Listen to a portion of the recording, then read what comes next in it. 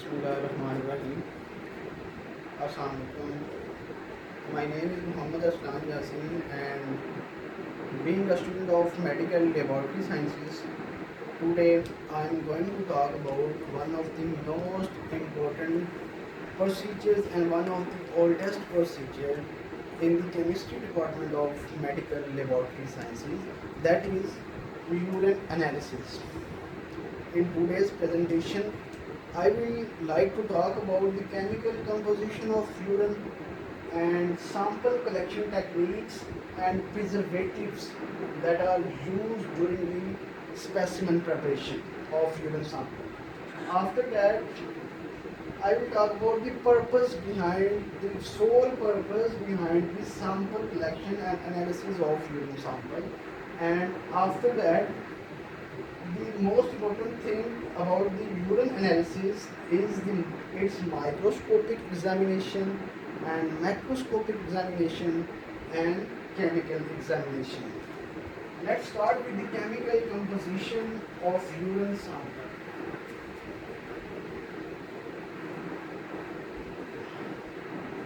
अब यूरिन की कंपोजिशन में बॉडी के जो पार्ट के जो ऑर्गन इन्वॉल्व होते हैं उनमें सबसे पहले और मेन जो ऑर्गन है वो किडनी है, और किडनी का ट्यूबुलर सिस्टम है और ग्लोमेरुलर सिस्टम है। ठीक है, ये उसमें ग्लोमेरुलर फिल्ट्रेट टेक पार्ट करता है यूरिन की कंपोजिशन में, और उसके बाद जो चीज़ इन्वॉल्व होती है वो ट्यूबुलर सिक्रेशंस एंड ट्यूबुलर एब्जॉर्प्शंस हैं।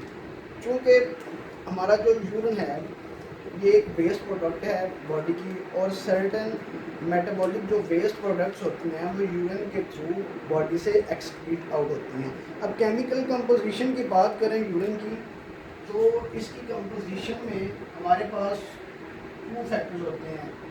एक होता है वाटर और कुछ होते हैं सॉलिड पार्टिकल्स।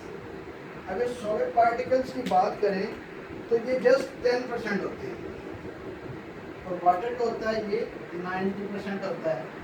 ठीक है, अब अगर सॉलिड पार्टिकल्स को फर्दर इलेबोरेट किया जाए तो इसमें 2 कैटेगरीज आती हैं, एक ऑर्गेनिक सब्सटेंसेस होते हैं और एक इनऑर्गेनिक सब्सटेंसेस होते हैं।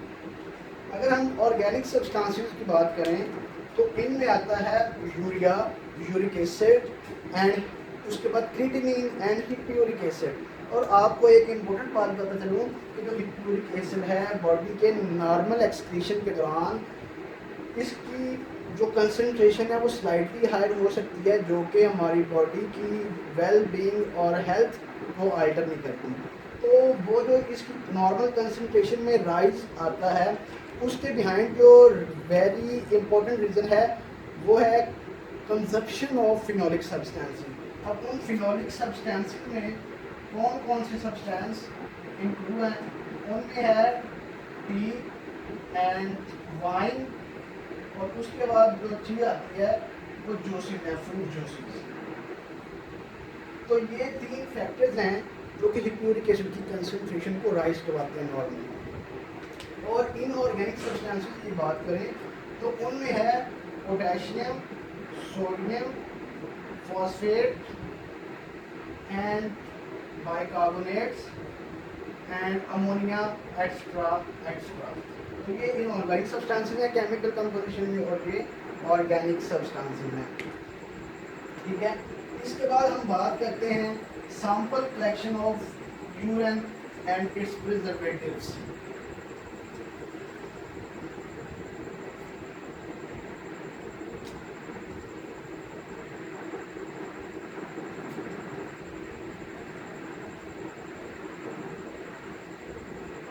अब सैंपल कलेक्ट करते हुए जो चीज़ हमें इम्पोर्टेंट है, जो हमें माइंड में होनी चाहिए, वो ये है कि हमारी जो टेक्निक्स हैं वो एडिक्वेट होनी चाहिए। अगर टेक्निक्स सैंपल कलेक्शन की इनएडिक्वेट होंगी तो उस केस में हमारे रिजल्ट्स जो हैं वो इफ़ेक्ट हो सकते हैं। ठीक है, उसके बाद हम जो कंटेनर लेते हैं जिसमें हमने यूरिन सैंपल कलेक्ट करना होता है वो वाइड माउथ होना चाहिए, और उसमें वाटर मॉलिक्यूल्स जो होती हैं वाटर वो नहीं होनी चाहिए। ठीक है, और जो सैंपल हमने लिया है तो मोस्ट प्रेफरेबली हम उसको विद इन 2 आवर्स एनालाइज कर दें, अदरवाइज उसको रेफ्रिजरेट कर दें।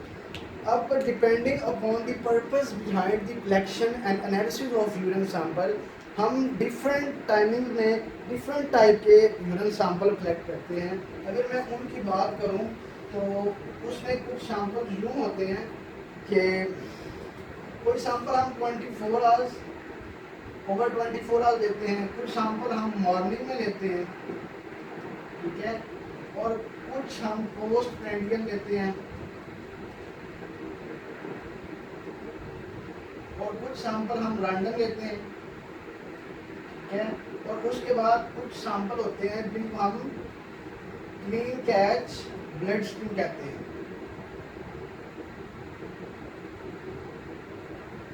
और कुछ सैंपल हमारे ऐसे होते हैं जैसा कि सुप्राप्यूबिक एस्पिरेशन।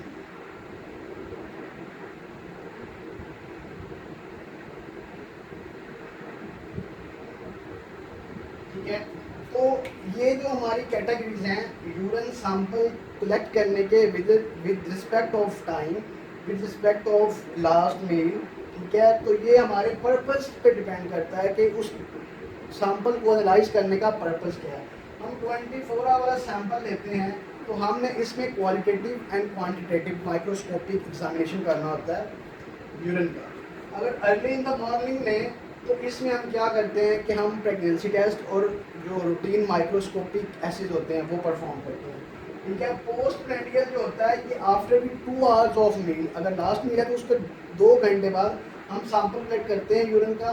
तो इसका मकसद क्या है कि हम डायबिटिक पेशेंट में ग्लूकोज की टॉलरेंस को मॉनिटर करते हैं, ठीक है। अगर रैंडम सैंपल है तो रैंडम सैंपल हम किसी भी टाइम किसी भी वक्त सैंपल कलेक्ट कर सकते हैं। तो इसका पर्पस क्या है कि हमारी जो रूटीन में यूरिन एग्जामिनेशन होती है जिसको FEME कहते हैं, ठीक है, तो जो रैंडम सैंपल लेते हैं फुल एग्जामिनेशन माइक्रोस्कोपी, ठीक है, तो full examination and microscopic examination ये हम रैंडम सैंपलिंग की केस में लेते हैं, ठीक है, और जो हमारे स्क्रीनिंग मेथड्स होते हैं उनके लिए हम यूज़ करते हैं। उसके बाद क्लीन कैच ब्लड स्ट्रीम अगर लेनी है तो हम कल्चरिंग जब हमने करनी है तो उस केस में हम पहले फ्यू ड्रॉप्स को डिस्कार्ड कर देते हैं और उसके बाद सैंपल कलेक्ट करते हैं। उसके बाद अगर हम बात करें सुप्राप्यूबिक एस्पायरेशन की तो हम नीडल एस्पायरेशन के थ्रू यूरिन सैंपल कलेक्ट करते हैं। उसके बाद इसका जो पर्पस है इस सैंपल कलेक्शन का तो वो हमने कलेक्ट करना होता है स्टीराइल यूरिन। तो ये हमारी होगी बात सैंपल कलेक्शन टेक्निक और सैंपल कलेक्शन के बारे में। अगर हम प्रिजर्वेटिव्स की बात करें तो प्रिजर्वेटिव भी डिपेंड करता है कि हम कौन से कंपोनेंट्स या कौन से केमिकल सब्सटेंसेस पे एनालिसिस कर रहे हैं। तो उस लिहाज से डिफरेंट टाइप के जो प्रिजर्वेटिव हैं वो यूज होते हैं, जैसा कि HCl, ठीक है, उसके बाद एस्कॉर्बिक एसिड, एसिटिक एसिड, ठीक है, उसके बाद हम यूज करते हैं थाइमोल और टॉलोइन, ठीक है।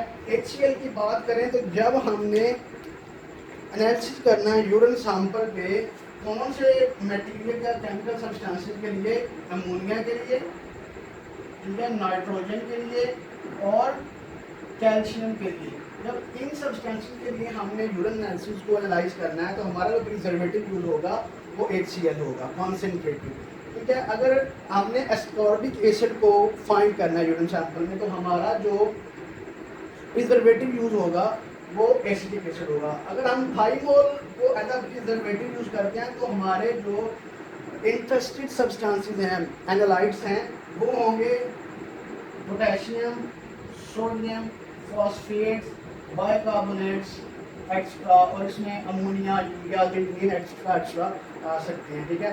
और टॉलुइन है, इसको कहा जाता है कि ये मोस्ट सेटिस्फैक्ट्री प्रिजर्वेटिव है, ठीक है। अभी हमारी प्रिजर्वेशन भी होगी। और इसके बाद हम अगर बात करें the sole purpose behind the sample collection of urine and the analysis performed on urine sample, तो वो पर्पस क्या क्या है, ठीक है। तो इन पर्पस में हम क्या कह सकते हैं कि सबसे पहले कि जो नॉर्मल हेल्थ है हमने उसको डिटरमाइन करना है, इसका जो बेसिक पर्पज है। उसके बाद हमने ड्रग्स अब्यूज़ को फाइंड करना है, इनको मॉनिटर करने के लिए। इसके बाद हमने फाइंड करना होता है कि कोई डिजीज़ तो नहीं है, क्या वो सिस्टेमिक डिजीज़ है या रीनल डिजीज़ है। और हम यूरिन एनालिसिस के थ्रू ये भी फाइंड आउट करते हैं कि कोई ऐसी सिस्टेमिक डिजीज़ तो नहीं है जो हमारे रीनल सिस्टम को अफेक्ट कर रही है। तो ये पर्पज़ है यूरिन एनालिसिस का, ठीक है। अब हम एग्जामिनेशन की बात करते हैं, तो यूरिन सैंपल को हम एग्जामिनाइज करते हैं या उसका एग्जामिन करते हैं या उसको एनालाइज करते हैं, तो वो हम माइक्रोस्कोपिकली भी कर सकते हैं। तो माइक्रोस्कोपिकली जब करते हैं तो हम क्या फाइंड करना चाहते हैं, microscopic examination of urine sample, ठीक है। तो जब माइक्रोस्कोपिक एग्जामिनेशन करते हैं तो उसमें हम क्या करते हैं कि यूरिन सैंपल लेते हैं कितना 5 to 10 ml, ठीक है। 5 to 10 ml हम यूरिन सैंपल लेते हैं जो कि वेल मिक्सड होता है, ठीक है।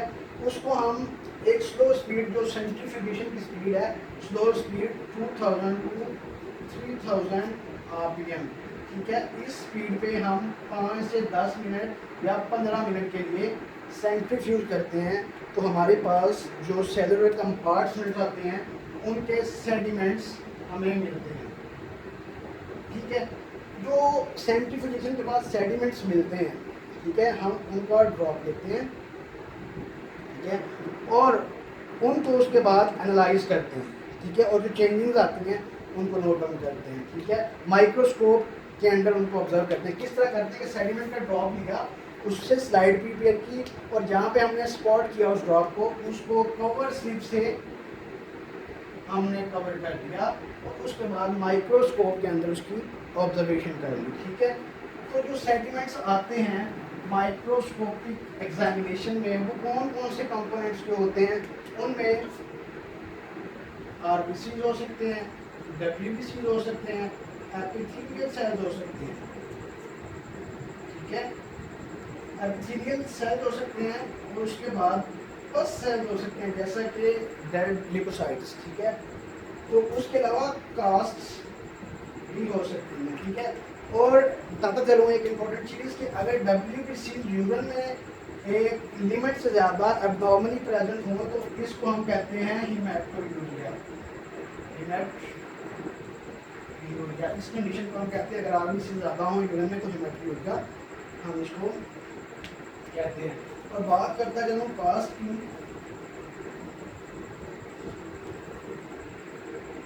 तो कास्ट क्या होते हैं, ये माइक्रोस्कोपिक एंटिटीज हैं कि जिसमें जो हमारे सेगमेंट्स होते हैं वो एग्रीगेट किए होते हैं सिलेंड्रिकल शेप में, सिलेंड्रिकल प्रेसिपिटेशन है।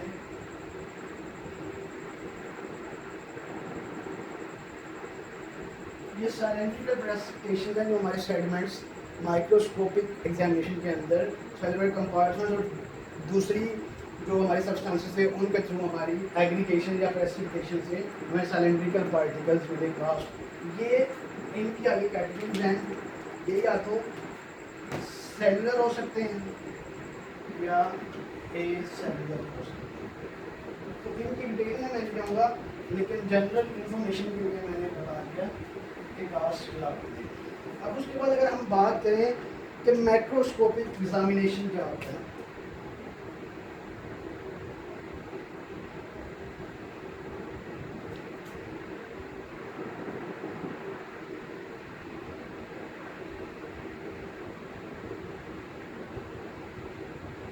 जब हम यूरिन सैंपल कलेक्ट करते हैं तो हम उसका जब मैक्रोस्कोपिक या फिजियोलॉजिकल या फिजिकल एग्जामिनेशन करते हैं, एनालिसिस करते हैं, तो उस केस में हम कौन से फैक्टर्स को इन्वॉल्व करवाते हैं या कौन से फैक्टर्स पे हम फोकस करते हैं। उन फैक्टर में सबसे पहले क्या आता है, volume of the urine sample, ठीक है। अब देख यूरिन का हम ओवर 24 आवर्स हम यूरिन का वॉल्यूम चेक करते हैं। अगर तो इस केस में हम 3 वॉल्यूम लेते हैं। नॉर्मल जो वॉल्यूम होता है यूरिन का एक हेल्थी मैन में वो होता है 1 से 2.5 लीटर्स ओवर 24 आवर्स। ठीक है, अगर तो ये वॉल्यूम एक पेशेंट में less than 400 ml over 24 hours, तो इस केस को हम कहते हैं ओलिगोरिया। ठीक है, और अगर urine sample less than 100 ml over 24 hours हो तो हम इसको कहते हैं एंजियोरिया। क्या कहते हैं? एंजियोरिया। और अगर सिमिलरली अगर हमारा यूरिन वॉल्यूम जो होता है, टोटल वॉल्यूम होता है, वो नॉर्मल रेट की जो एक्सट्रीम लेवल है उससे भी एक्सक्रीड कर जाए, यानी 2.5 लीटर से ज़्यादा हो जाए ओवर 24 आवर, तो हम इसको क्या कहते हैं? कोलियूरिया। ठीक है, तो इसके बाद जो चीज़ हम डिस्कस करते हैं माइक्रोस्कोपिक एग्जामिनेशन में, वो होती है colour of the urine sample.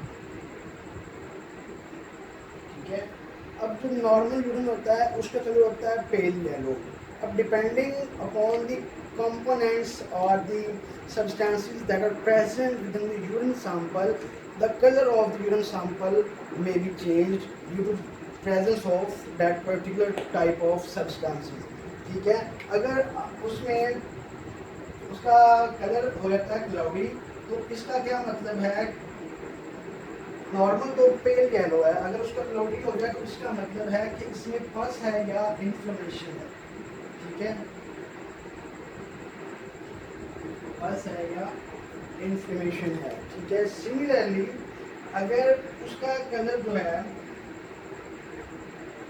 वो चेंज हो रहा है ब्राउन में, ठीक है, तो इसका क्या मतलब है कि उसमें आरबीसीज की प्रेजेंस एक्सीड कर रही है। ठीक है, अब कंपोनेंट्स जो उसमें प्रेजेंट हैं उनके लेवल पे डिपेंड करते हुए यूरिन सैंपल का वो कलर वेरी कर रहा है। ठीक है, अब उसके बाद हम बात कर रहे हैं अगर ऑर्डर की, स्मेल की, तो जो नॉर्मल स्मेल होती है यूरिन सैंपल की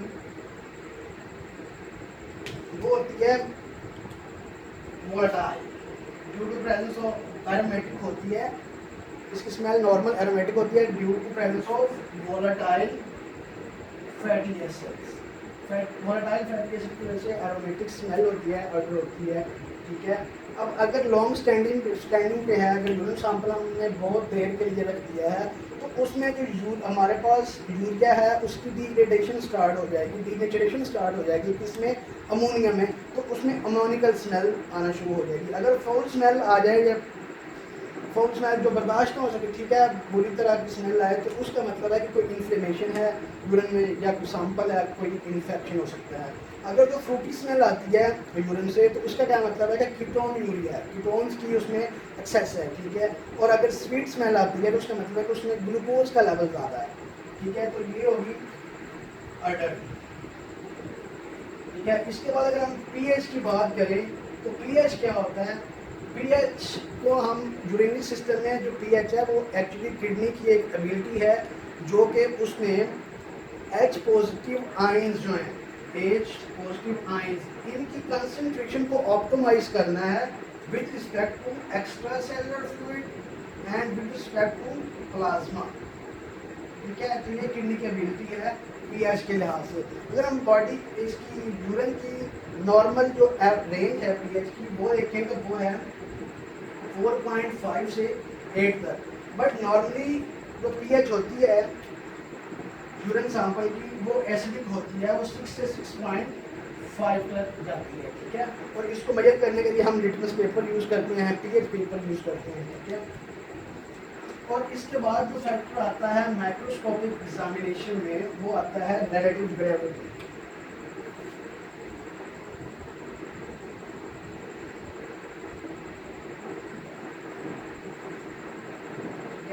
रिलेटिव ग्रेविटी की बात करें तो ये किडनी की एबिलिटी है जिसमें किडनी यूरिन को या तो कंसंट्रेट कर सकता है या डाइल्यूट कर सकता है, तो ये किडनी की एबिलिटी है। अगर इसमें इस एबिलिटी में कोई डिफेक्ट आ जाए तो उस वजह से ना तो ये कंसनट्रेटेड हो सकता है यूरिन या डाइल्यूट हो सकता है बॉडी की रिक्वायरमेंट्स के अकॉर्डिंग। ठीक है, तो रिलेटिव ग्रेविटी जो होती है ये नॉर्मल होती है, इसकी रेंज 1.001 से 1.040 में लाई करती है। ठीक है, इसके लिए हम जो टेक्निक्स यूज़ करते हैं इसको मेजर करने के लिए वो रिफ्रैक्टोमीटर यूज़ करते हैं। ठीक है, उसके बाद यूरिनोमीटर यूज़ करते हैं और डिप स्टिक मेथड भी इसको फाइंड करने के लिए हम यूज़ करते हैं। ये लास्ट हमारा फैक्टर था जो माइक्रोस्कोपिक एग्जामिनेशन में एक्ट करता है। अब हम बात करते हैं chemical examination of human sample.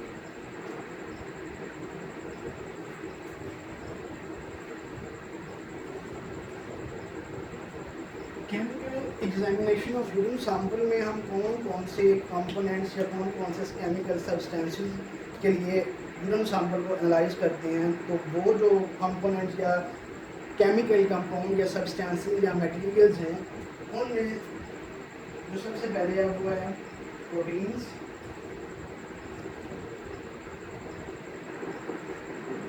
Glucose,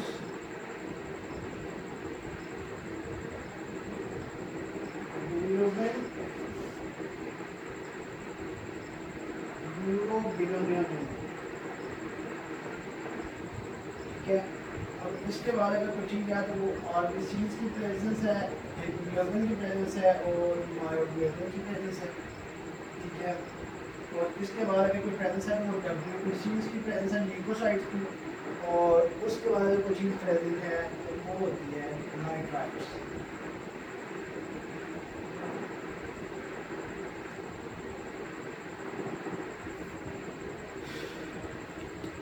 ठीक है जी, केमिकल एग्जामिनेशन में जो चीज़ें या जो केमिकल कंपाउंड्स केमिकल सब्सटेंसेस हम एनालाइज करते हैं जिनके लिए जो एनालाइट्स हैं केमिकल एग्जामिनेशन में यूरिन सैंपल के, उनमें प्रोटीन है, ग्लूकोज है, यूरोपिन है, यूरोबिलिन है, RBC, HB, myoglobin and WBC and leucocytes and nitrites.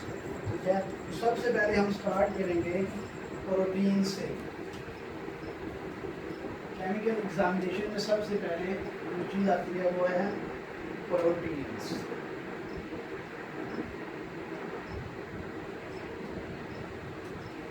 ठीक है, अब नॉर्मल अमाउंट में जो ट्रेस अमाउंट है प्रोटीन्स की यूरिन सैंपल में होती है वो होती है 50 से 150 मिलीग्राम पर 24 आवर्स।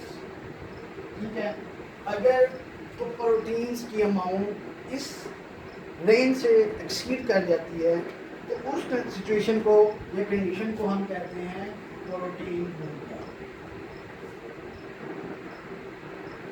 ठीक है, अगर इस कंसंट्रेशन से प्रोटीन्स की कंसंट्रेशन यूरिन में एक्सीड कर जाती है तो उस कंडीशन को हम कहते हैं प्रोटीन यूरिया। अब जो हम कैटेगराइज करते हैं प्रोटीन्स को यूरिन में इस बेसिस पे, तो वो कौन कौन सी प्रोटीन्स हैं, वो 3 टाइप्स हैं। ठीक है, उसमें 40% हैं एल्ब्यूमिन्स। ठीक है, 40% जो है वो म्यूकोप्रोटीन हैं जिसको हम फॉस्फोर कहते हैं।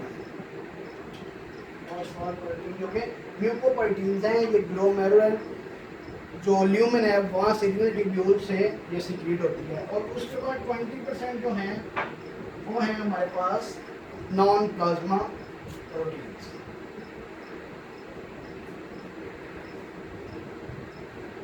ठीक है, इस तरह हम कैटेगराइज करते हैं। 40% एल्ब्यूमिन प्रोटीन्स है, 40% टैम फॉस्फोर प्रोटीन्स है जिनको म्यूकोप्रोटीन्स कहते हैं जो कि ट्यूब्यूलर सिस्टम किडनी के ट्यूब्यूलर सिस्टम से सिक्रीट होती हैं, और ये नॉन प्लाज्मा प्रोटीन जो कि 20% होती है। ठीक है, अब अगर हम बात करें कि प्रोटीन यूरिया जो होता है उसकी काजेज क्या होती हैं। जो प्रोटीन यूरिया एक सिचुएशन एक कंडीशन है, ठीक है, जो एबनॉर्मेलिटी है यूरिन सैंपल में, तो उसके बिहाइंड कौन सी रीजंस होती हैं, तो उन रीजन को हम कैटेगराइज करेंगे 3 कैटेगरी में।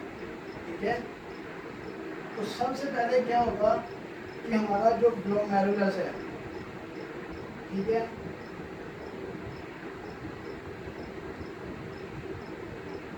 ग्लोमेरुलर मेम्ब्रेन जो है या तो वो डैमेज होगी, ठीक है, या प्रीलिनियल सिस्टम जो है उसका प्रोटीन यूरिया होगा, ठीक है, या फिर ट्यूब्यूलर सिस्टम जो है रीनल ट्यूब्यूलर सिस्टम उसका प्रोटीन यूरिया होगा, ठीक है। प्रोटीन यूरिया जो होता है वो किन डिफेक्ट्स की वजह से होता है, या तो ग्लोमेरुलर मेम्ब्रेन जो है वो डैमेज है, या प्री रीनल प्रोटीन यूरिया है, या फिर ट्यूब्यूलर प्रोटीन यूरिया, ठीक है। अगर हम ग्लोमेरुलर मेम्ब्रेन का डैमेज की बात करें तो ये क्यों डैमेज होता है, ये कोई रीनल इंफेक्शन या इन्फ्लेमेशन की वजह से हो सकता है, ठीक है। उसके बाद अगर हम बात करें तो ये ड्रग्स की वजह से हो सकता है, ठीक है। रीनल डिजीज कोई हो सकती है, इन्फेक्शन इन्फ्लेमेशन हो सकती है, रीनल डिसऑर्डर जो भी हैं, और उसके बाद ये सेप्टिसीमिया के थ्रू भी ग्लोमेरुलर मेम्ब्रेन डैमेज हो सकती है। अब सेप्टिसीमिया एक सिचुएशन, एक कंडीशन है जो पता चलूँ मैं, ये होती है ब्लड पॉइजनिंग को कहते हैं, सेप्टिसीमिया ब्लड पॉइजनिंग को कहा जाता है, ठीक है। अब अगर हम बात करें प्री रीनल प्रोटीन यूरिया तो इसमें सबसे पहले जो है वो प्रेजेंस होगी किस चीज़ की, लो मोलेक्यूलर वेट प्रोटीन्स की, लो मोलेक्यूलर वेट प्रोटीन्स की, ठीक है। उसके बाद क्या चीज़ आएगी, उसके बाद हम लो मोलेक्यूलर वेट प्रोटीन, उसके बाद एक प्रोटीन आएगी जो कहते हैं बेंस जॉन्स प्रोटीन्स, बेंस जॉन्स प्रोटीन। ये क्यों आती हैं, ये मल्टीपल माइलोमा एक मैलिग्नेंट डिजीज की वजह से होती है, जो मल्टीपल माइलोमा, ये वाली बेंस जॉन्स प्रोटीन उस कंडीशन की वजह से आती है। अगर आप ट्यूब्यूलर को देखें तो इसमें भी लो मोलेक्यूलर वेट प्रोटीन्स की वजह से हो सकता है, ठीक है। उसके बाद अगर हम देखें तो हैवी मेटल्स की प्रेजेंटेशन से भी हैवी मेटल्स हों तो ट्यूब्यूलर प्रोटीन यूरिया हो सकता है। तो ये फैक्टर्स हैं जो प्रोटीन यूरिया काज करवाते हैं, ठीक है। इसमें ग्लोमेरुलर मेम्ब्रेन का डैमेज है, प्री रीनल प्रोटीन यूरिया और ट्यूब्यूलर प्रोटीन यूरिया है, ठीक है। अब हम बात करते हैं उन टेक्निक्स की, उन मेथड्स की जिसके थ्रू हम प्रोटीन यूरिया को एनालाइज करते हैं।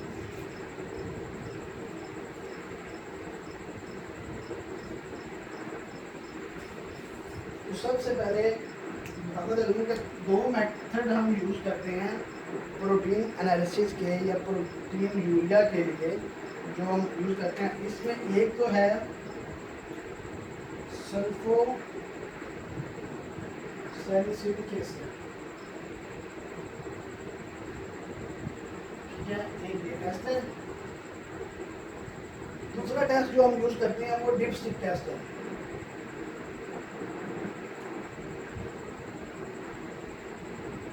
ये दो टेस्ट हम इसके लिए प्रोटीन यूरिया के एनालिसिस के लिए करते हैं। अगर हम बात करें डिपस्टिक मेथड की,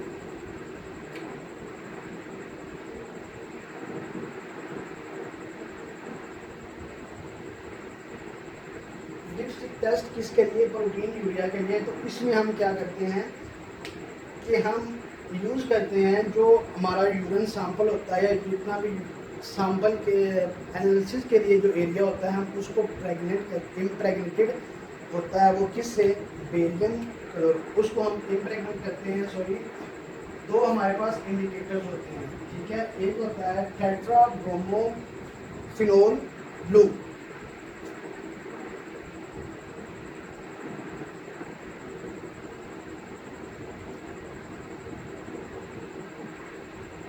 इसको बेयर इंडिकेटर भी कहते हैं, ठीक है, टेट्रा ब्रोमोफिनोल ब्लू।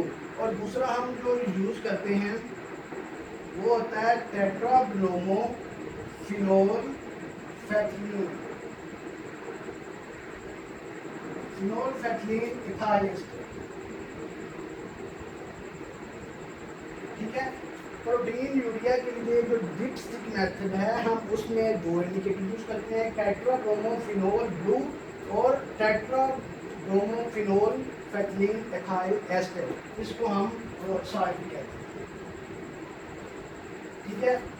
अब ये जब हम इन दो केमिकल से यूरिन एरिया जो एनालिसिस एरिया होता है उसको इम्प्रेगनेटेड करते हैं, तो उसके बाद हम क्या करते हैं कि सोल्यूशन को बफराइज करते हैं, बफर करते हैं किस में, एसिडिक पीएच में। तो इस सोल्यूशन को एसिडिक पीएच में बफर कर दिया जाता है, जिसकी वजह से येलो से ग्रीन ब्लू कलर हमें मिलता है, येलो से ग्रीन ब्लू कलर मिलता है। तो ये इंडिकेशन है कि प्रोटीन मूल्य है। उसके बाद हम अगर बात करें सल्फोसैलिसिलिक एसिड टेस्ट की,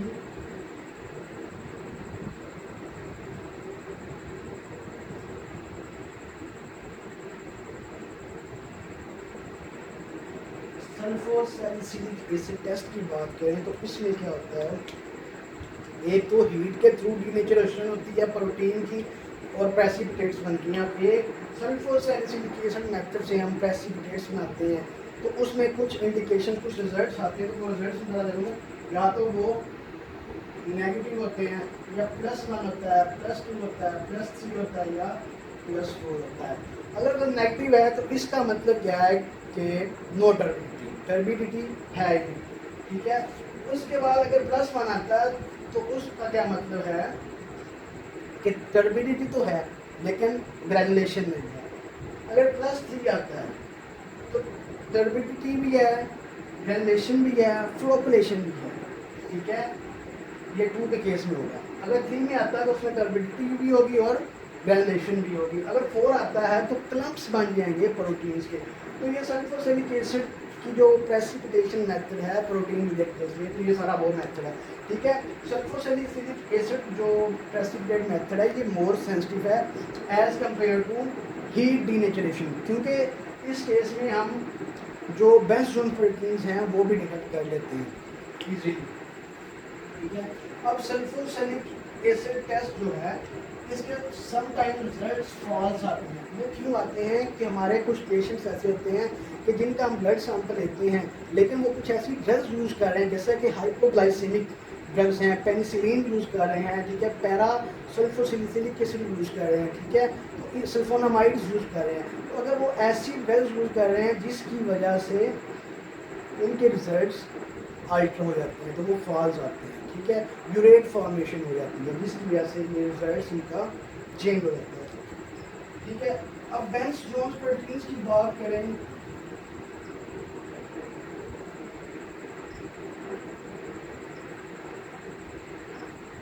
बेंस जोन्स प्रोटीन्स जो हैं ये ग्लोबल प्रोटीन्स हैं, ठीक है।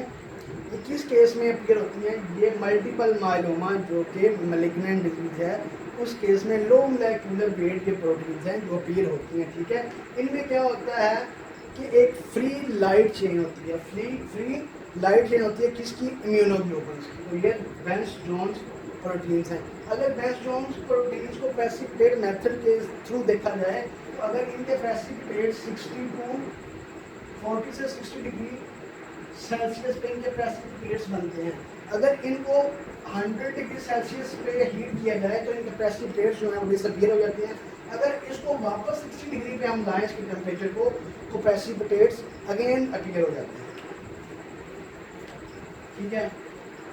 तो उसके बाद अगर हम बात करें कि हम डिप्स्टिक मेथड भी यूज़ करते हैं, ठीक है, और सल्फोसैलिसिलिक एसिड की प्रेसिपिटेशन वाला मेथड भी यूज़ करते हैं, तो उस केस में प्रोटीन यूरिया की जो रिजल्ट्स आएंगे वो क्या होंगे, ठीक है। अगर तो दोनों के रिजल्ट्स पॉजिटिव आए हैं तो इसका क्या मतलब है, प्रोटीन यूरिया 100% है, ठीक है। अगर डिप्स्टिक मेथड का रिजल्ट पॉजिटिव और सल्फोसैलिसिलिक एसिड का रिजल्ट नेगेटिव है तो इसका मतलब है कि नो पैथोलॉजिकल इंसिडेंट्स, ठीक है। और अगर सल्फोसैलिसिलिक एसिड का रिजल्ट पॉजिटिव और जो डिप्स्टिक मेथड है उस टेस्ट का रिजल्ट्स नेगेटिव आते हैं तो इसका क्या मतलब है कि बेंस जोन्स प्रोटीन्स सैंपल में मौजूद हैं जो इंडिकेट कर रही हैं कि प्रोटीन्स मौजूद हैं लेकिन प्रोटीन यूरिया उस लेवल तक, उस एक्सट्रीम तक नहीं है।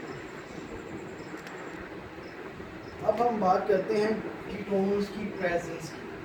अगर यूरिन सैंपल में कीटोन्स हैं, ठीक है, एक्सेस अमाउंट में हैं तो उसका क्या मतलब है, इस कंडीशन को हम कहते हैं कीटोन यूरिया, ठीक है। अब कीटोन्स आते कहाँ से हैं कि जो फैटी एसिड्स होते हैं उनका मेटाबॉलिज्म जब होता है तो उनके जो एंड प्रोडक्ट्स होती हैं वो कीटोन्स होते हैं, ठीक है। फैटी एसिड्स की ब्रेक डाउन के मेटाबॉलिज्म से कीटोन्स प्रोड्यूस होते हैं, ठीक है। उस कंडीशन को क्या कहते हैं, अगर ये यूरिन में अपीयर हो जाए तो इसको हम कहते हैं केटोन यूरिया, ठीक है। तो इसमें हम पता चलूँ कि 3 टाइप्स के कीटोन्स अपीयर होते हैं, जिसमें एक एसीटोन है जो कि 78% अपीयर होता है, और इसके बाद एसिटिक एसिड है, ठीक है, जो 20% होता है, और उसके बाद बीटा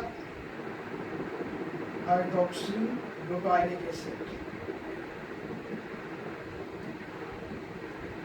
ठीक है। तो ये ट्रेस अमाउंट में होता है, अमीनो एसिड के लिए 2% होता है। Acetone, acetoacetic acid and beta hydroxy glutaric acid, ये 3 टाइप्स के कीटोन्स यूरिन में प्रेजेंट होते हैं। किस केस में? कीटोन यूरिया के केस में, ठीक है।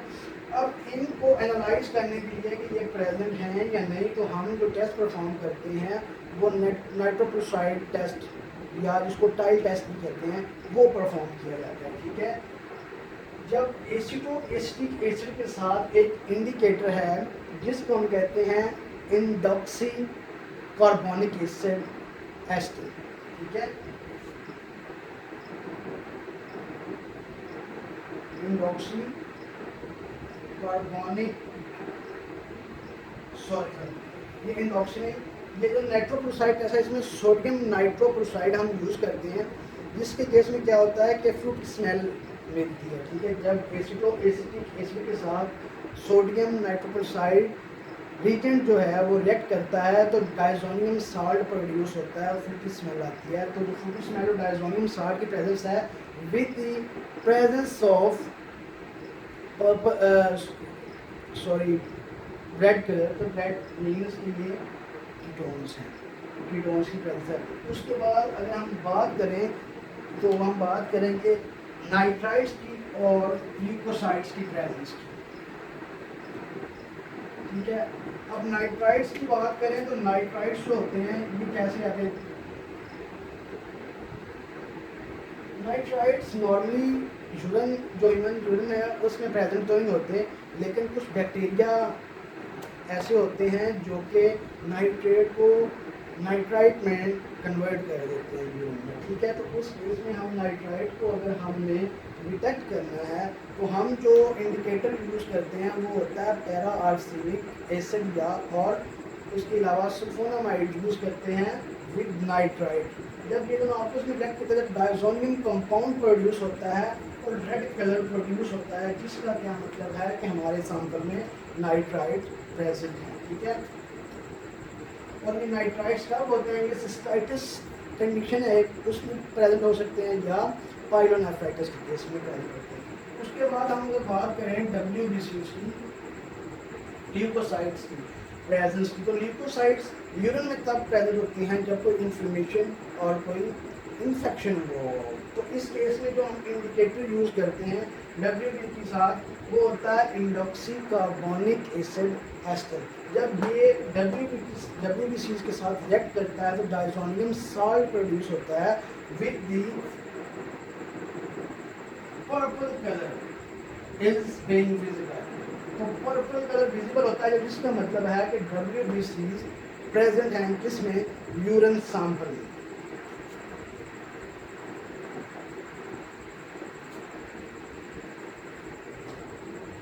ठीक है। अब इसके बाद हम बात करते हैं ग्लूकोज की, हम ग्लूकोज को डिटेक्ट कैसे करते हैं, ठीक है। अब ग्लूकोज का जो थ्रेशोल्ड लेवल है वो 180 ग्राम्स होता है, ठीक है। 180 मिलीग्राम्स पर 24 आवर, ठीक है। थ्रेशोल्ड क्या होता है? थ्रेशोल्ड किसी भी सब्सटेंस का वो लेवल है कि अगर उसका लेवल उस लिमिट से एक्सीड कर जाए तो उसके बाद उसकी जो फर्दर एब्जॉर्प्शन होती है रीनल ट्यूब्यूल्स में वो सीज हो जाती है, ठीक है। तो 180 थ्रेशोल्ड है, ठीक है। जो टोटल ग्लूकोज लेवल हमारी इनटेक के थ्रू इंटेस्टाइन में एब्जॉर्ब होता है उससे सिर्फ 1%, 0.1% जो ग्लूकोज होता है, 0.1%, जो hardly less than 137 milligram over 24 hours. ठीक है, ये वाली अमाउंट जो रीअब्जॉर्ब हो जाती है रीनल ट्यूब्यूल्स में और उसके बाद यूरिन के थ्रू एक्सक्रीट आउट होती है। अगर यूरिन में 0.1% टोटल ग्लूकोज जो एब्जॉर्बिंग होती है उसका 0.1% यूरिन में अपीयर होता है। ठीक है, अगर इस ग्लूकोज की अमाउंट इससे एक्सीड कर दे यूरिन में तो उस सिचुएशन को हम क्या कहते हैं, ग्लूकोज यूरिया। ठीक है, ठीक है, ग्लूकोज यूरिया कहा जाता है इस कंडीशन। ठीक है, तो ग्लूकोज यूरिया क्यों होता है, इसकी जो डायलिसिस है उसमें या तो हमारी जो रीनल रीअब्जॉर्प्शंस हैं वो डिफॉल्टेड हो गया, फॉल्ट उसमें आ गया, डिफेक्ट हो गया। ठीक है, उसके बाद जो बंदा डायबिटिक है, ठीक है, या ग्लूकोज का लेवल जो है वो इंक्रीज हो गया ड्यू टू स्ट्रेस, क्योंकि उसमें कॉर्टिसोल और जो एपिनेफ्रिन हार्मोन्स हैं उन्होंने ग्लूकोज का लेवल बूस्ट अप कर दिया, जिसकी वजह से उसकी एब्जॉर्बिंग सीज हो गई है और वो यूरिन में अपीयर होना शुरू हो गया। तो इसके लिए हम जो टेस्ट यूज़ करते हैं ग्लूकोज की प्रेजेंस को डिटेक्ट करने के लिए, उसमें एक होता है बेल्ड एक्सक्लूशन। ठीक है, बेल्ड एक्सक्लूशन। ठीक है, उसमें क्या होता है, कॉपर सल्फेट जो होता है CuSO4, कॉपर सल्फेट को हम शुगर रिड्यूसिंग शुगर के साथ रिएक्ट करवाते हैं। ठीक है, तो क्या होता है कि प्रेसिपिटेट्स बनते हैं। ठीक है, प्रेसिपिटेट्स बनते हैं जो क्या कहते हैं कि हमारे पास यूरिन में शुगर या ग्लूकोज जो कि एक रिड्यूसिंग शुगर है वो प्रेजेंट है। ठीक है, इसके बाद हम क्या करते हैं,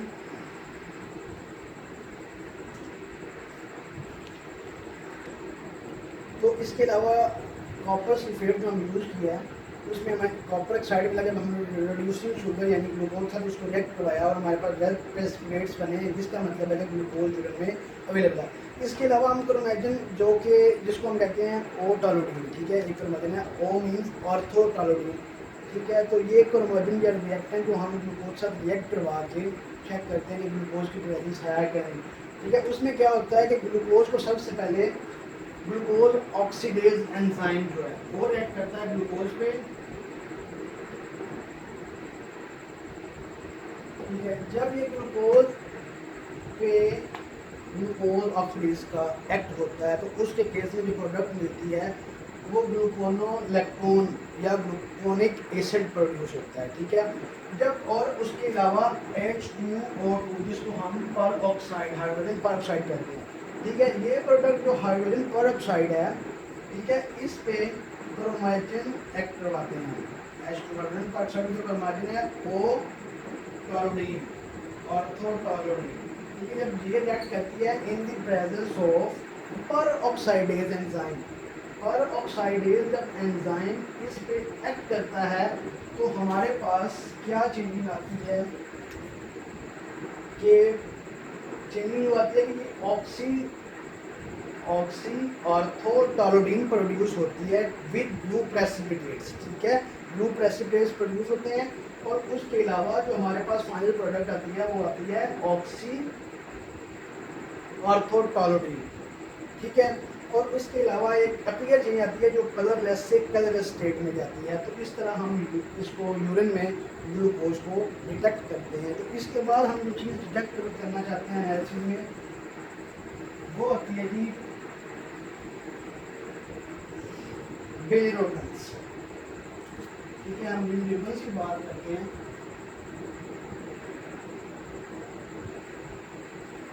तो बिलिरुबिन्स क्या है, ये हीमोग्लोबिन के एंड प्रोडक्ट्स हैं, उसकी ब्रेक डाउन प्रोडक्ट है। ठीक है, तो बिलिरुबिन जो है ये स्प्लीन के थ्रू जो डिग्रेडेड आरबीसी होते हैं उनका हीम ग्रुप जो है वो बिलिवर्डन में कन्वर्ट होता है। ठीक है, उसके बाद वो अनकॉन्जुगेटेड बिलिरुबिन में कन्वर्ट होता है। तो वो मैक्रोफेजिस के थ्रू जाता है लिवर में और वहाँ से बाइल डक्ट के थ्रू इंटेस्टाइन में आता है। ठीक है, जब इंटेस्टाइन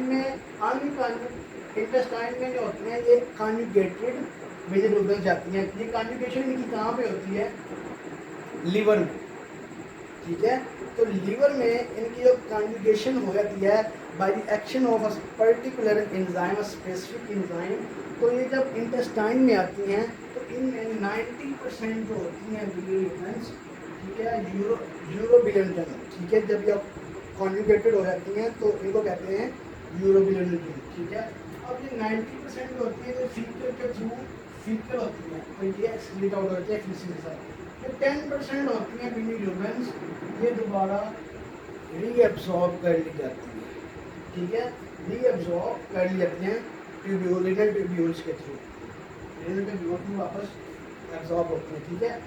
अगर तो बाइल डक्ट जो है उसमें ब्लॉकेज आ गया है किसी लीवर डिजीज की वजह से, ठीक है, या कोई और एक्शन की वजह से, तो ये जो रीअब्सॉर्प्शन, ये कॉन्जुगेटेड है कि एक्सक्रीट आउट होनी है, तो ये एक्सक्रीट आउट नहीं होती, ठीक है। तो ये रीनल जो हमारी सर्कुलेशन है, ब्लड सर्कुलेशन, उसमें जाना शुरू हो जाती हैं और फिर रीअब्सॉर्प्शन के थ्रू यूरिन में क्लियर हो जाती हैं, जिसकी वजह से कॉन्जुगेटेड बिलिरुबिन हमें यूरिन में अवेलेबल होती है। तो हम इनको डिटेक्ट करने के लिए मेथड यूज करते हैं। तो उन मेथड्स में हमारे पास ऑक्सीडेशन मेथड है, उसके अलावा हमारे पास आयोडीन मेथड है, आयोडीन टेस्ट है, और उसके अलावा शेकिंग टेस्ट है। तो एक फोचस टेस्ट है, बताता हूँ, फोचस टेस्ट है जिसमें हम क्या करते हैं कि बेकिंग क्लोराइड जो है, ठीक है, इसको सैंपल में हम ड्रॉप करते हैं, ठीक है, और उसमें जितने भी सल्फेट्स SO4-2, ये सल्फेट्स रेडिकल्स होते हैं, ये प्रेसिपिटेट हो जाते हैं और ये अटैच हो जाती हैं बिलिरुबिन के साथ, ठीक है। तो ये प्रेसिपिटेट करवा लेता है सिर्फ BaCl2 सल्फेट्स को प्रेसिपिटेट करवा देता है, और ये अटैच हो जाते हैं बिलिरुबिन के साथ। और जब ये इसके साथ अटैच हो जाते हैं तो हम इन